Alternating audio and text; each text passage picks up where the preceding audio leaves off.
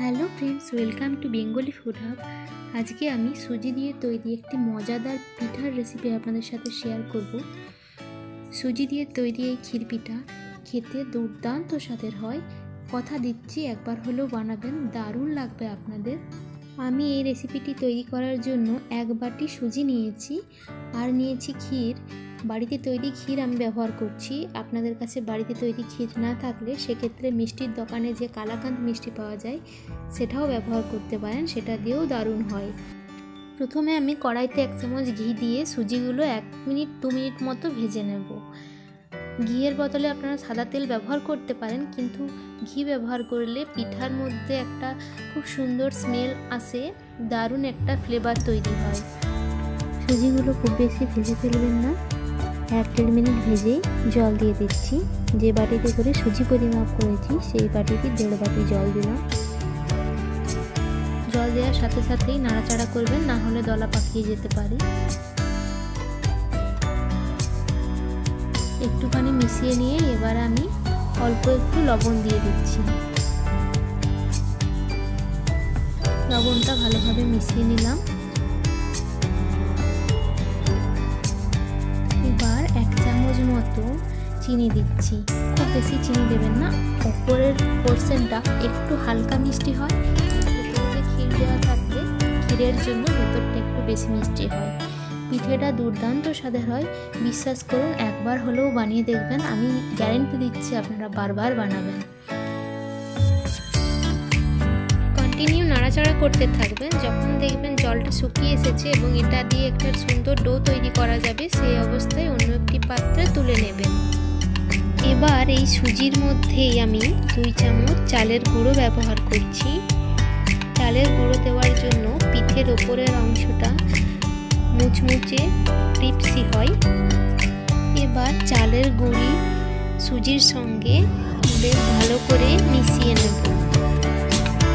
এখন শীতকাল, সেই কারণে মাখতে খুব একটা অসুবিধা হচ্ছে না, গরমে গরমে মাখা যাচ্ছে।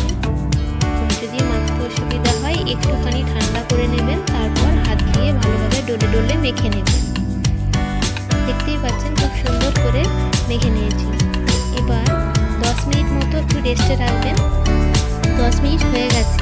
এবার আমি হাতে অল্প একটু ঘি মাখিয়ে নিয়ে ছোট্ট ছোট্ট করে পিঠেগুলো গড়ে নেব। প্রথমে অল্প পরিমাণ সুজি মাখাটা নিয়ে নিয়েছি। এবার দেখুন বাটি তৈরি করে তার মধ্যে ওই ক্ষীরের পুরটা দিয়ে মুখগুলো খুব ভালোভাবে বন্ধ করে রাউন্ড করে গোল বলের মতো তৈরি করব।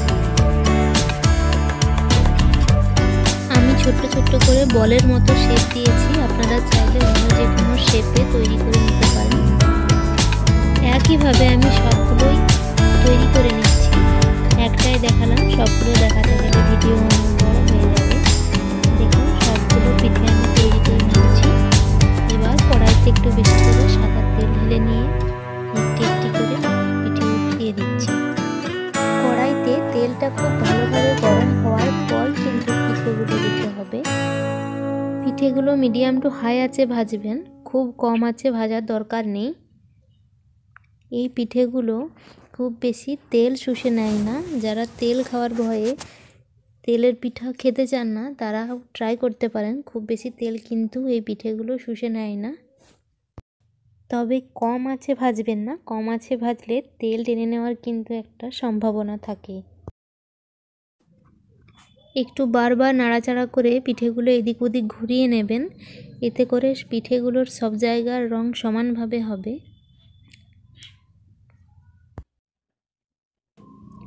পিঠেগুলো ভাজতে আমার 8 থেকে 10 মিনিট সময় লেগেছে। মিডিয়াম ফ্লেমে আমি ভেজেছি, এতে করে ভেতরে খুব ভালোভাবে সেদ্ধও হয়ে যায়, ওপরটা দারুণ মুচমুচে হয়।